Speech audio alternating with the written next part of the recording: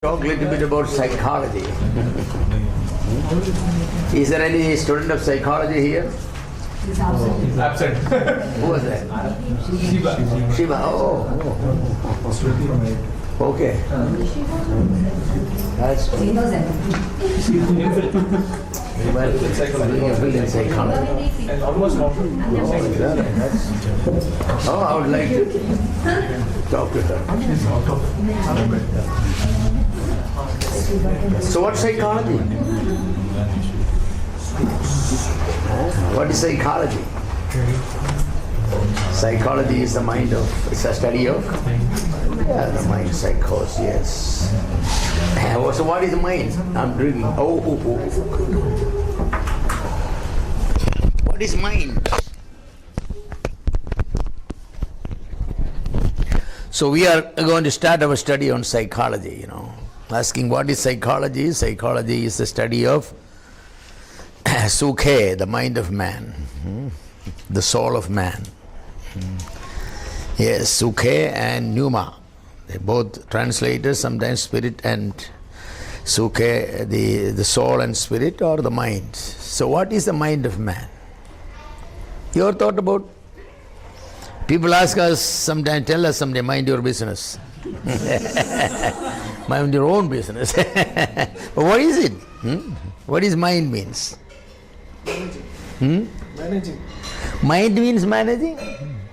So psychology is a study on management? No, psychology is not a study on management. There is industrial management by the way, psychology, industrial psychology. That actually is not again on management, but that's about industrial problems of labor unions and the psychology of workers and all that thing. Psychology is a study of man's, man's mind. But then the question is, what is mind? What is mind? Yes. As I say, in Malayalam, we have a very easy way of understanding it, and I think I said sometimes, a man and woman are standing for marriage, and the preacher asks, Mariyamme ninakku manasundo? Their mind stands for what? Are you willing? That their mind stands for your volition, your willpower. Are you willing to take this man? That's what, But then the student is teaching maths and asks the children, Manasilayo, kunyangale. Manasilayo means what? You understood. See, that's intellect. That Manasi is about the intellect. You go to a doctor, psychiatrist and say, doctor, and manasinu sukhamilla. There, you are not saying, I cannot understand maths now. No. It means that your emotions, I'm crying where I should not be crying, laughing where I should not be laughing, I'm eating a whole lot where I should not be eating. I get angry at people recently, I get frustrated and I feel like running away and all. It means my mind is not normal, my feelings are not normal. As a normal human being, I have to be behaving in certain way. I'm not behaving certain way. So mind means actually a man's thinking, the rational faculty of man. Technically in psychology it is called the cognizance of man. I take cognizance, means I take into account, yes. The cognizance of man, and it speaks for the affection of man, or the affection, the emotions of man. It speaks for the volition of man, or the willpower of man. Basically, they are the basic meanings of mind. So psychology basically is talking about how a man thinks, how a man feels, how a man decides. That's what psychology. So psychological problem affects his thinking, affects his feeling, affects his deciding. A man who is psychologically healthy, he thinks normal, he feels normal, he decides normal. So psychology is a study of the mind, and mind is such an important faculty, Actually, what we call the personality, the key factor, the key truth of the personality is that your self-consciousness, your self-awareness, your self-determination, your self-government, and all that part of your personality. Means self-consciousness. Only man has the ability to be conscious of himself. Animals are not self-conscious. They only operate by, the God-given instincts, that sort. But we are self-conscious. A tall man is conscious that he is tall. Intelligent person is conscious, I'm intelligent. A black person is conscious, I'm black. A very short person is conscious, I'm short. A white man is conscious, I'm white. All these things, we have self-consciousness. Animals don't have it. If animals were conscious, you think that a dog will bark at an elephant? Doesn't make any sense, because the dog is only this big and the elephant is so, the dog keeps on barking. The dog does not know it's very small, nor the dog knows the elephant is too big. Otherwise, the dog will mind its own business. You see, they don't have. They are not having self-awareness, The dog does not know it is having fever, it is not feeling well, it's hungry, it's cold, So dog is not objectively thinking, but man has all these feelings, thirsty, hungry, I'm cold, I'm not feeling well, I'm angry, I'm frustrated, and self-awareness. And the consciousness man is having, not only the conscience, but consciousness he has. He knows about the situations. I'm talking to an older man, I should be very careful. I'm talking to a lady, I have to be very careful. I'm talking to a little child, I have to be very careful. I have to be careful. I'm talking to my teachers, I have to be careful. I'm talking to a police officer, I have to be careful. All this consciousness man is having. So he's behaving in that way. That's what psychology is all. So if a man doesn't talk to the police officer correctly and the police officer beats him up, and every 3, 4 times, 5, 6 times, anytime he sees a policeman, he runs to him, start fighting, then you'll take him to a psychiatrist and say there is some problem for this man. He's not behaving rightly. He's not behaving rightly. So our behaviors, that's what is, So the key question in psychology is, what is the basic nature of man? What is the basic nature of man? That's a big question. Evolutionary psychologists will say that no difference between man and animal. They call man is a developed animal. That's all what it is. Evolutionary sociologists say man is a social animal. Here is a developed animal. But you ask to somebody who believes in God, he will never say man is an animal. He will take it in offense, you call me a dog or a monkey. I'm not. I'm a man. So what do you mean by? I am somebody uniquely created by God. Yes. I have a physical part and I have a mental part. I have a material part and a non-material part. My non-material part has a mind or a soul and a spirit. Yes. So these are very important things, important things. So what is man is a big question. What is man? What is man? Man is not an animal. Man is created in the image of God, in the likeness of God. Man is a moral being. Man is a spiritual being. Man is a rational being. Man is an emotional being. Man is a volitional being. So we say man is a unique being. There is none like man. There is none like man. Even a little child, little child, just a newly born child. That child is so conscious of so many things. When the child wets, cries. When the child is hungry, cries. When the child is cold, cries, right? Some unfamiliar person comes, cries. The child, a little child, is so conscious of so many things. Isn't it amazing? You look at a child, amazing. You ever seen animals smiling? Hyenas, they smile? No, children smile. The newly born child smile. Even in sleep they smile. Sometimes they cry. Is that nice? Yes. Even in mother's womb they cry and they smile.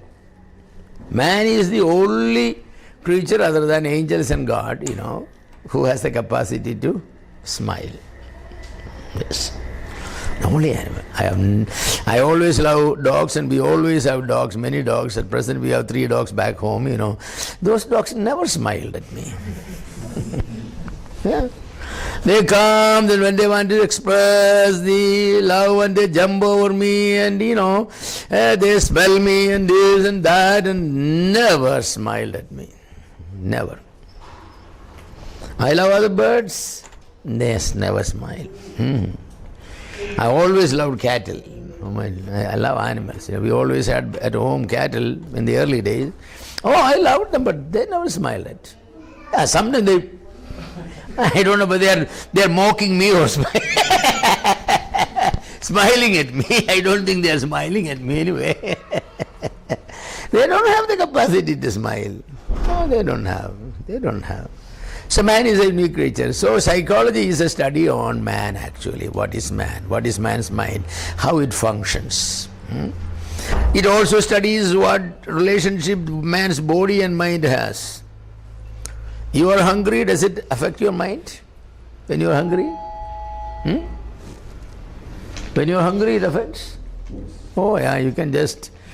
You eat every day at 12 o'clock, 1 o'clock lunch, it's 2 o'clock and 3 o'clock, you can just look at his face and say that he's not very happy. It shows, it reflects on our face. Because our body and our mind, they are coupled together. And our soul and our mind, our spirit and our soul and our body, and our spirit and our... You don't sleep. You don't get sleep very good 2 or 3 days in a row. 4th day you are irrational. You are irrational, most people. If you don't sleep for 1 week continuously, you are a mentally sick person. You need to see a psychologist. That's why sleeping is very, very important. You have to get... A normal healthy person has to get about 6 hours sleep. Don't sleep more than that. It's a sin.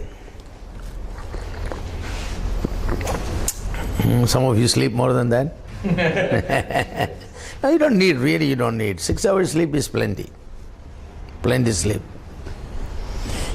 Because there's even sleep experts say that very few people sleep more than 6 hours in adults. Healthy adults don't sleep.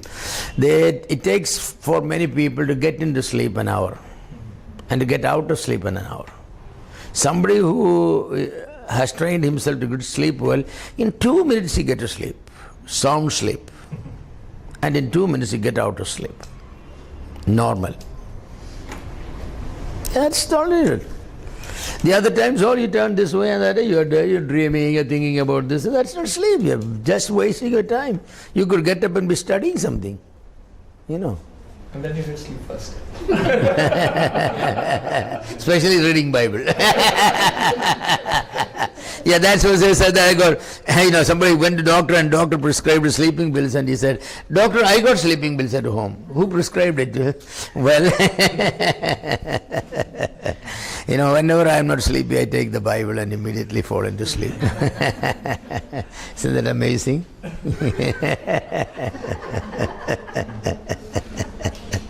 Yeah. Yes. So, we have a mind, and mind has tremendous amount of capacity. The power of the mind, it's tremendous. The good soldiers, for example, are trained in their mind, they are sometimes caught by the enemies.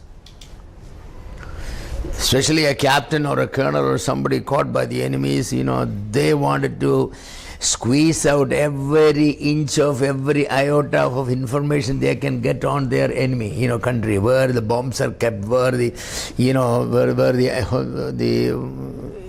their arms are kept, in what movement, and everything they want to know.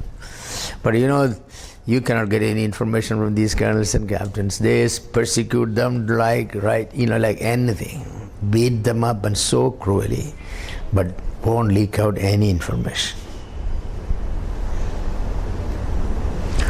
And before you are promoted to those ranks, they put you into psychological test, whether you can rely on, whether you will leak out, That means the tremendous amount of strength our mind has to endure persecution and sufferings, beatings. That's Christians have proved over and over again. How much they are persecuted to deny Jesus Christ. Not one of them. Really, born again Christians, very seldom they deny the Lord. They will rather die. The enemy cannot. The power of the mind I'm talking about, the power of the mind. Mind has tremendous power. Where we got this power? God created man in his image, in his own image and likeness. That's why we got this power. So a study of psychology is very interesting, actually. Very interesting. But the secular psychology is a disaster. Because they do not believe man is created, man is evolved, they believe. So when you don't believe man is created, then there is no design, right? It's an accident that you came. But we Christians believe, as the Bible teaches, that man is a creation, unique creation of God, created in his own image with a purpose. With a purpose. We have the capacity to think, to feel, to make decisions, capacity to stand for truth, capacity to like and dislike. Oh, that's great. Actually, the doctrine of sin, when you deny the doctrine of sin, the secular psychologists have a difficult time in explaining many of the misbehaviors of man. Christian psychologists have the advantage because they know the root cause. She must have or he must have violated some cardinal principle of God's word. Continuously harboring bitterness towards her husband, towards his wife, towards his mother-in-law, towards her mother-in-law, or somebody else in the church, that continuous bitterness is going to make your mind bitter. You can see the rationality of that. I still remember one of my friend's father, a very, very successful salesman, insurance salesman, very successful. He made money like anything. But then he wanted to leave the job and go to full-time ministry. He wanted to become a pastor, So he told his wife, who also claimed to be a believer, that I'm going to leave my job and go to a seminary to become a pastor. She said, no, you're not going to resign your job. You resign your job, our marriage is over. I'll divorce you. I don't want a pastor husband, I only want a man who can make money. Anyway, he resigned and she divorced. This man could not forgive her. Because he's divorced now, he couldn't go seminary. No seminary will take a divorced person. He cannot become a pastor because, if any fundamentalist they won't take. So his whole future is gone. He lost his job. He lost his future. He's so bitter against her. So bitter. I have talked to this man many times because his son was my friend, I talked with this man. No use. Whatever he talked, anyway, he said that I cannot forgive her. I cannot forgive. She destroyed my life. Then afterward he became a mental patient. He was in the hospital almost all the time. He died in the hospital finally. Only because of bitterness. No other problem. The bitterness has changed his mind. He was so bitter he could not think normal. He could not think normal. His talks were absurd. His behavior were absurd. So I had talked with him many times, but he said, whatever you say, but she destroyed my life. And I said that you just call your wife and ex-wife, whatever you want to call, and tell her that I have forgiven you. Your problem is, no, I will never do, I will never forget. Never I will forgive her. Neither in this world nor the world to come. The bitterness is one of the major reasons our mind has problems, So the study of psychology is very practical. When we have to help people and deal with people, we needed to know a little bit psychology, how this works. Christian psychology emphasizes the spiritual aspect more than all. Secular psychology does not believe in spiritual. They think that man is simply body and mind. That's it, nothing beyond that. So the mind they could correct either by medicine or by some counseling. But Christian psychologists, they know where the problem comes from. The spiritual problem, man is a sinner. Man is a fallen being. And therefore, if he does not maintain certain relationship with God, certain moral and ethics, certain kind of thinking, norm of thinking, then he is going to be abnormal in behavior, very abnormal in behavior. So Christian psychologists only can help actually human being to solve their problem. Secular psychologists, even psychiatrists, they may have a postgraduate degree in psychiatry and all these things may be very good, but they really cannot help. They are simply giving a crutch in the hands of the person. They are never going to make him whole. They are teaching him to walk with a crutch. That's all. It's not a solution.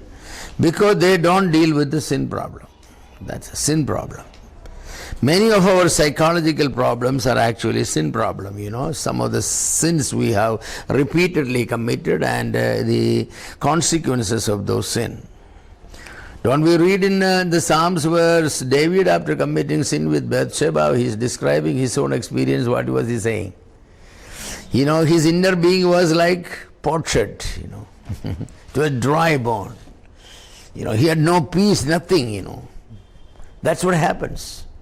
But when he said, I will confess my sin, things begin going back normal. That's what's happening, So only Christian psychologists can help human beings, the problems. Our greatest need is really not physical. Food is not our greatest need. Clothes is not our greatest need. They are all our needs. True, but they are not our greatest need. Our greatest need is the need of the mind. Man is a spiritual being, so he has a spirit, he has a soul, he has a mind. The needs of that mind is more important than the needs of the physical. That's what Jesus said, man does not live by bread alone. That goes to the physical body. But he lives by every word that proceeds from the mouth of God. His spiritual need, the mental needs are much, much higher and greater than his, physical need. But we have made this great mistake that we emphasize the physical aspect more than the mental aspect. We think that our children will be okay if they get a good job, if they become doctors or engineers. There's nothing wrong in becoming doctors and engineers. We need doctors and engineers. But will they be okay if they become doctors and engineers? No. No, they don't become. Their greatest need is not educational need. Their greatest need is spiritual need and then mental need. I sometimes feel that a lot of our believers are mental patients. Honestly. I don't mean to say that they need psychiatrist help. That's not the mental. Their mind is not developed. So narrow-minded, they are so jealous about others. They cannot talk with somebody that, they don't like. They cannot take criticism. They cannot take correction. These are mental problems. Somebody think you are wrong. Brother, you are wrong to do that. You're not supposed to do it. And you must be saying, oh, thank you for pointing it out. How kind you are. Then, we got the relationship is lost. No more talking, no more calling, nothing. Your face is this big when you see it. And then say, what's the matter? What's wrong? Don't talk with me. I don't like you. What's the matter? Did I rob you or something? They say, you insulted me. What insult? I only corrected you. Eh? If you are going in the wrong way, I put you in the right way. Is that an insult? See, we are mental patients. We cannot take criticisms. We cannot take corrections. We cannot suffer any loss, physical loss, so many. You look at a man like Job. What a mental giant he was. How much loss he could take. Unnecessarily his friends criticized him and accused him. That's, still he did not abuse them. He only tried to justify his position, that's all. God finally said that you have not spoken about me. Okay. Hello. More money. Brother Alex, you know Alex? No. Alex from Delhi. Yeah, he's in Bhutan now, so he's good. So, study of psychology is very, very, very, very important. Biblical Christianity teaches moral responsibility, whereas humanism, Marxism, etc. blame individual moral failings on society or the environment. That's what they do. We believe every individual is morally responsible. Everybody is morally responsible. Our society has a tendency of pampering people. Pampering people. And I made a statement that a lot of believers are mental patients, and you all laughed. Here is a story of a real case. We had the church where I was an elder in many years back, when I was in States. We had a believer there, a very nice believer. He could sing beautifully, and a very nice believer, very smart, very intelligent. But he had a problem. He get tired of taking care of his family. 6 months he is in the mental hospital every year. 6 months. Then after 6 months he will come home. For 6 months he'll take care of his wife and children. Then he will playing, mentally sick again. Because he's tired. He wants to go back to the mental hospital. There they treat them, pamper them. Good food is given, taken out for swimming and playing tennis, and they have, consult TV there, they will watch it, all these things. Mental patients are treated very nicely there, So he likes that, no responsibility, just eat, play, watch, swim. This is it. Because everybody say, you are not well, you are not well. So, for years he was in a Baptist church. Then he came to our church. Well, so he was there 6 months, he was very good, going very good, and he was actually singing very well in our choir and all that. Then one day his wife called us. He said that he come home in the night, in the middle of the night, So my husband is not feeling well. He's behaving wrongly. He has brought some drunkards home. It's 1 o'clock at night from some bar, They're creating problems, and all. We went there and So we asked his wife, what is this problem? She said that he has this problem every 6 months. He's tired of this and that. So we gave him some corrections, and we told him, you lay down on bed, 8 o'clock, you must get down bed, whether you sleepy or not. Just lay down. And he said, I will do whatever my elders will tell me, I will do it. So he lay down 8 o'clock, but laying down there, he created all problems. Whatever he can, shouting and all kinds of things he will. So his wife again called. So we went there. So we said, his name is Steve. He said, Steve, we told you to be on the, but I obeyed that. I said, you're not shouting. You didn't tell me that. So we said, we don't want you to shout and all that. Anyway, he began to create problems and problems and problems. And then everybody in the church knew that he was a mental patient last many years. 6 months he is in the mental hospital. Well, we talked with Steve, and we elders were of the opinion that Steve is not a mental patient, even though everybody says. So we told the church that Steve is not we don't believe Steve is a mental patient. We believe Steve is consciously acting a mental patient. He should be disciplined. Oh, the whole church said, what? You people are saying that? You look at his history. Last 10 years he was in the mental hospitals every 6 months. Now you people say that they're not. What are you talking about? Well, he cannot be disciplined. You have to take him to the mental hospital. That's what. I said, no. So the following Sunday I gave a teaching on what is mental problem and all these kind of things. And after I gave the teachings, then everybody said, now we believe Steve is not a mental patient. So we'll take action on him. So I recommended that the Steve must be put out, disciplined by the church. He must be put on probation. If he does not stop it, then he must be put out. So when we were talking about this action, Steve was sitting there. Steve said, can I say a few words? I said, sure, Steve. He came forward and said, I'm no mental patient. From tomorrow morning, I will go to work and take care of my family. You stop the procedures.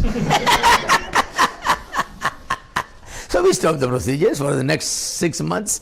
He had no mental problem. Every morning he will go to work and all. 6 months he got tired. So he's very smart, So one day he came, before he started acting, he came and said, I am changing my church. I am going to another church. So don't come after me. I am no more a member of your church. So he went alone. His wife and children won't go. There for a couple of months he behaved properly. Then he started showing it. So the church said that he should be taken. Yes, they have taken him to the mental hospital.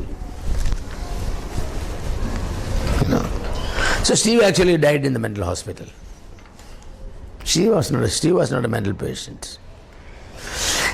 See, the secular world will see him as a mental patient simply because he does not want to take moral responsibility for family, for his wife and children, working, providing for the family. He likes the easy life. He is only a person who gets tired of doing things. That was his problem. You cannot label that. That's why I said a lot of people are mental patients, because a lot of husbands not providing for their family.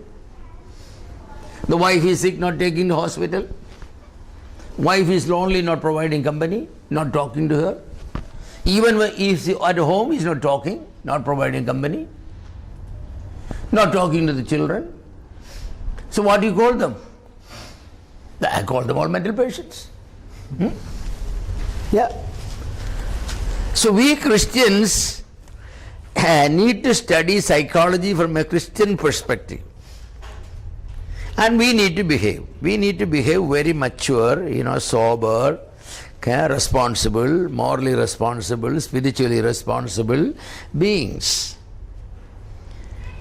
If I'm a husband, then I must know my, husband responsibility. I must know my husband rights. If I'm a father, I must know what my responsibility to my children are, what my privileges are from my children. I have to measure up. That's psychology. Lot of people think that, buying a book, reading a book, going to a beach, going for hiking or,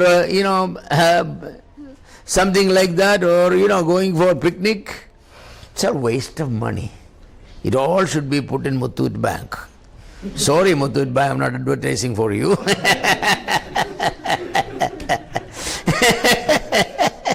No advertisement. State Bank of India.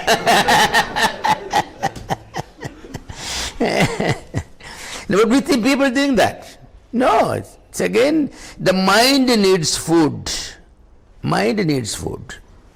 Mind's food is reading, intellectual food, it has to be given feeding. It has to be given the emotional food. Talking with the relations, with the friends, with looking at flowers, petting the animals, going to the aquariums and going to picnic places and all that, that's all to refresh the mind, right? And our willpower needs food, how to make right decisions, how to stick with the decision. Otherwise we are like the general people, every first of the year, New Year, resolutions. New Year resolutions are butchered on the 2nd of the New Year. Why? Because we are mental patients. Why you make decisions? Who forced you to make decisions? New Year resolutions. Don't make New Year resolutions if you don't want to do. carry them through. These are all weaknesses of the mind. So we need to train our own mind to make decisions correctly and then to stick with the decision. There is no use in doing it 1 or 2 days. Make it a pattern. You want to read 5, if they made a decision, I will read 5 chapters every day, and you may read 5 chapters every day. You made a decision, I will get up at 4 o'clock or 5 o'clock, whatever time you made, you get up at that time. Except maybe on days when you are sick or something. But do it. So our mind needs to be trained properly. The church has to train people's minds. I think it's a great asset to have mentally strong people in the church. People who can think right. It's a problem. You have to think right, right? You have to feel right. You can cry with those who cry, as the Lord said. Weep with those who weep. And rejoice with those who rejoice. There are times when you have to laugh. You laugh. There are times when you have to shed tears. You shed tears. There are times when you have to show anger against sin. You show your anger against sin. That's all the strength of a mind. The church needs to minister to the people. Then only we can have the right Christian perspective, the viewpoint. What we have is, like some laugh where they should not be laughing, some crying where they should not be crying, some are getting angry where they have no reason to get angry, some are frustrated where they should not be frustrated. Some are shouting where they should be keeping quiet. Some are overeating where they should not be eating. Some are not eating where they should be eating. All these problems. So we needed to train our people to function properly. Of course, to train our people to function properly, we need to be functioning properly first, and we need to know what is proper functioning. All these things. The world has brainwashed us. What the world does, they specialize you in one area of life and then brand you successful if you are successful in that one area. You got an IAS, you are a collector, you are a secretary, you are a success, right? Whether you divorced your wife, whether your children are lost and all that, you are a success because you are now the chief secretary. What a success. A chief secretary who does not know how to manage his wife. Yes, chief secretary who does not know how to take care of his children. So I say you are a failure, man. You should resign your job. You should say that if I cannot take care of one person, my wife, how am I going to take care of a state? So that balanced growth, that's what success. Success is to be measured by the balanced growth. Every person is blessed with certain talents and abilities at birth, right? How well you develop those talents and abilities for the glory of God, that's what decides your success. Your success is not measured by your neighbor's success. You have nothing to do with your neighbor. Neighbor was born with talents in painting, so he is a great painter. You were born with talents in singing, so you be a great singer. Don't compare with your neighbor. So we need to develop a holistic, integrated growth of our personality, our people's personality. If we can do that in the church, everybody who comes in the church are helped to develop a integrated, holistic growth. The mind, the soul, the body and spirit and everything. It should be there. That's what we should aim at. We should aim at that. We should never say that because somebody has made a lot of money, he is successful. No, money does not decide success. Yes, money is important. I am saying important.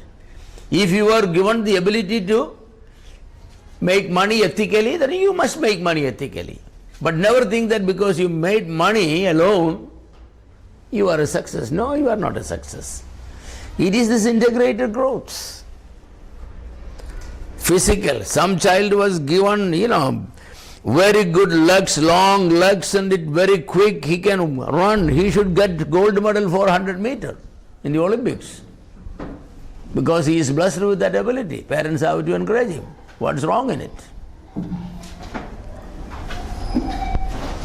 What's wrong in it? We should encourage people to do that. Yes? But some people think that running is wrong, playing is wrong. No.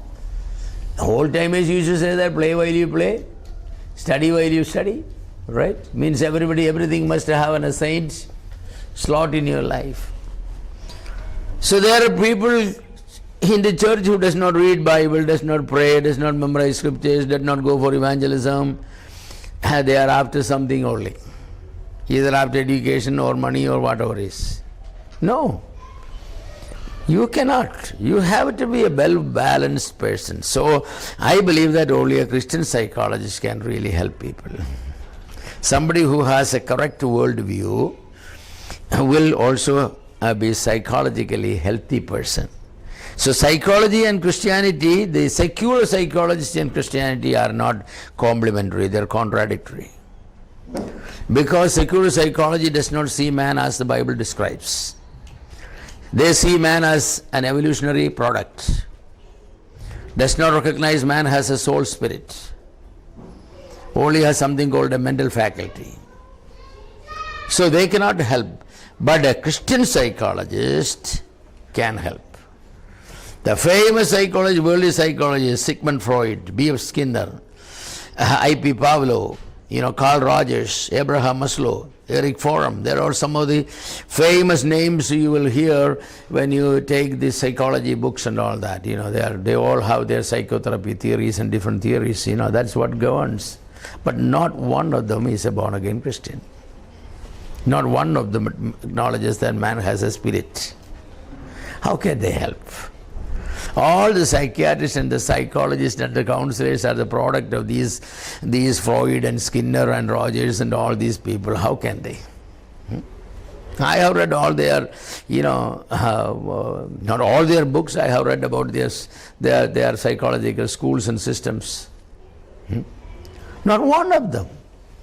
No wonder they are creating a pagan world, Swami Vivekananda called Kerala as the it's the house of the mad people. Bhrandalayam, that's what he said, the house of the mad people.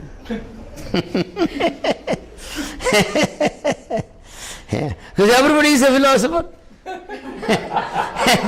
And everybody knows better than the other one.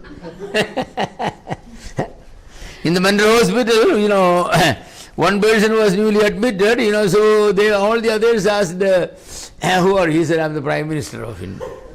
Forget about it. Here we have the president.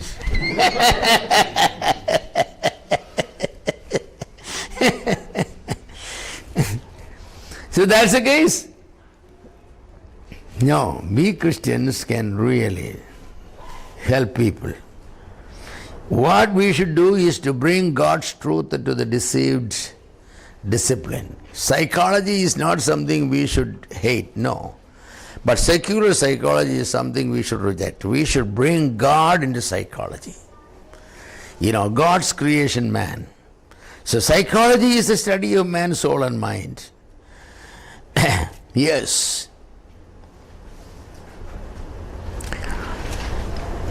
Only a Christian psychologist can have a right insight into the spiritual and mental realm of man. Christianity is more than psychology. However, Christian psychology is better than mere psychology. Christianity and psychology are compatible because the worldview of biblical Christianity contains a psychology. That's the reason. The worldview of Christianity contains a psychology. No Christian will rule out that man has a suke, a soul. No, man has a mind. Man has a mind. Many people think it is wrong to listen to music. No, you need to listen to music. Many people think it is wrong to go to an art studio for an art exhibition. I think you should go. Watch. Yes. You should watch. Because you have God is a great artist, you know that? Look how beautiful a world he has designed.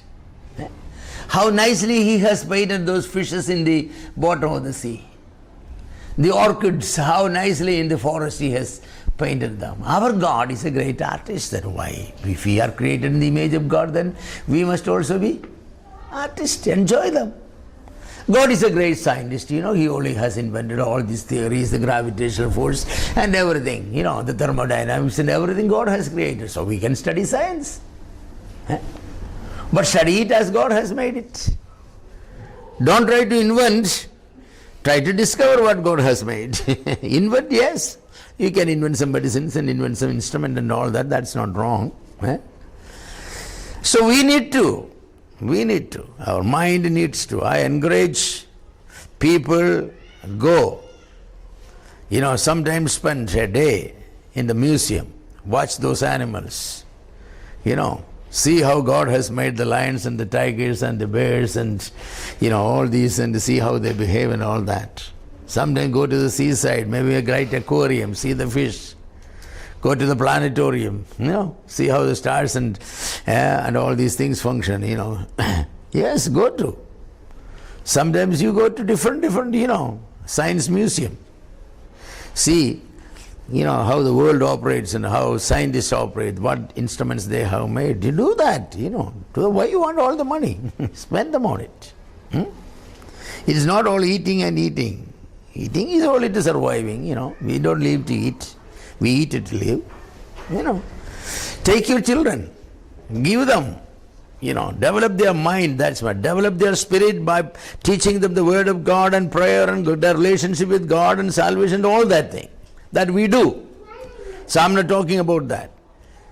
But develop their mind. We need our children with good mental capacity. When the shocks come, when the problems come, when hatred come, when fights come, they can stand strong. They always live above the environment. They are never subject to the environment. A mentally strong person will always do that. He will survive any amount of sorrow, any amount of crisis in life, because he is a psychologically, mentally strong person. He is not subjected to any of these problems. Look at Job, look at Joseph, look at Daniel, look at Mordecai. How much, psychological persecution and mental tension they have gone through, but they never lost the balance. They never lost the balance. But look at Judas. What did he do? He lost the mental balance. He hanged himself, right? He could have gone to Jesus Christ and asked for forgiveness. Master, I have done what I should have never done. Is it possible for you to forgive me? Lord said, yes. It's for your sin I'm going to die. See, he didn't do that. That's what many people do. They have a problem. They commit suicide. They commit suicide. The mental problem. Christians commit suicide. Born again Baptist believers commit suicide. Yes. Saul committed suicide. Samson committed suicide. What was his last word? Let me perish, die with this man. He pulled it on himself and died. Giants, they commit suicide. Is that terrible? Terrible. And looking at the lifestyle of these men, you know that they were psychological patients. What was Saul like? Little jealousy. They sang a song, to David they gave 10,000, but to Saul only gave 1,000. So what was he doing? He was so bitter, then he was wanting to kill David and all that. Finally, where did he end up? Samson, he was a mental patient. God's word said that he was not to touch anything dead corpse. He killed a lion and then he went and put his hand inside the corpse and pulled out the honey and ate, and he did not tell his parents because he knew his parents will scold him. He had no fear for God's word. And repeatedly he has taken, the jawbone of an ass. He was not supposed to touch it. He said repeatedly lies lying down in the bosom of that woman. How many times he said? Samson had lost fear for God. I say he was a mental patient. He was addicted to sex. What tragedy. There are people like that. In Christianity they are there. So we need to study psychology correctly, not from a world's perspective, from a Christian perspective, from the biblical perspective. Why are we getting angry? Why are we getting discouraged? Why are we fighting each other? Why are we jealous? We need to counsel people. Yes. So psychology is very, very important. Man created in the image of God must behave as an image bearer. Man must behave as the image bearer. We reflect God's character, God's being. Every one of our action and activities and our words and thinking must reflect God's values.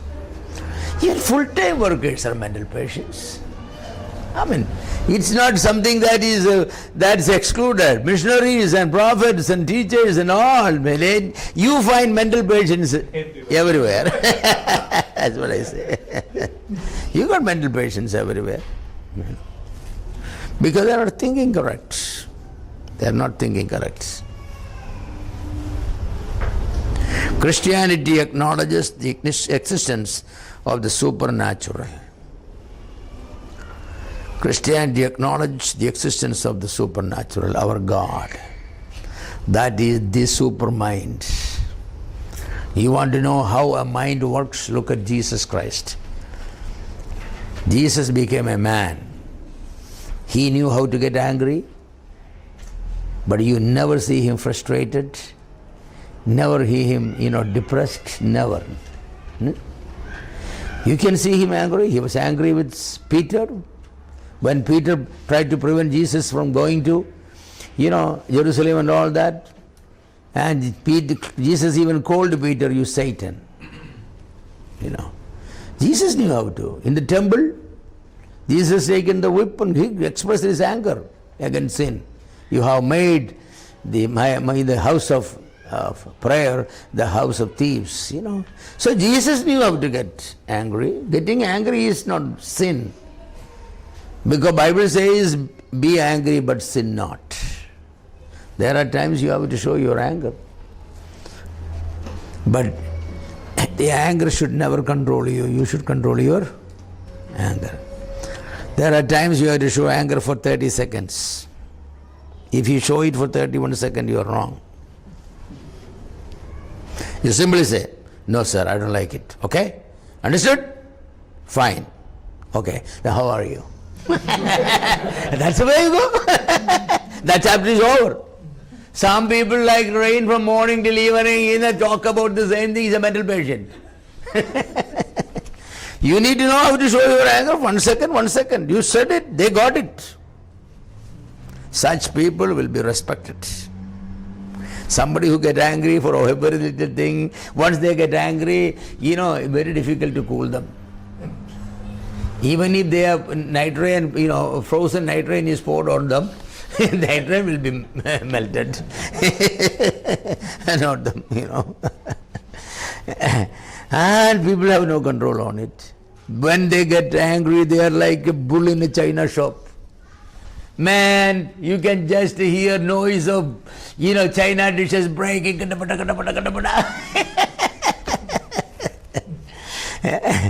Somebody has to cool them down. No, you don't need to, unless you are a mental patient, So we need to have a study psychology very correctly. Psychology is an essential part of our worldview because we have a mind. We have a mind. And our mind is really,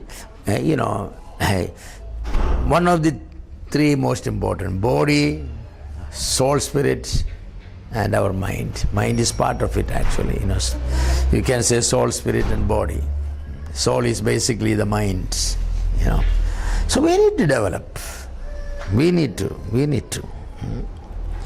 Yes, Christianity acknowledges the existence of the supernatural, including a consciousness within man that is more than an epiphany. Yeah. It's not simply what you call an appearance of our brain. People think that it's all, our soul is simply a part of our brain. No, our brain is a chemical organism, you know. Even when we die, our soul spirit still continues. Abraham and Lazarus and rich man, they all communicated there, you know. They were not at that point thinking with their brain.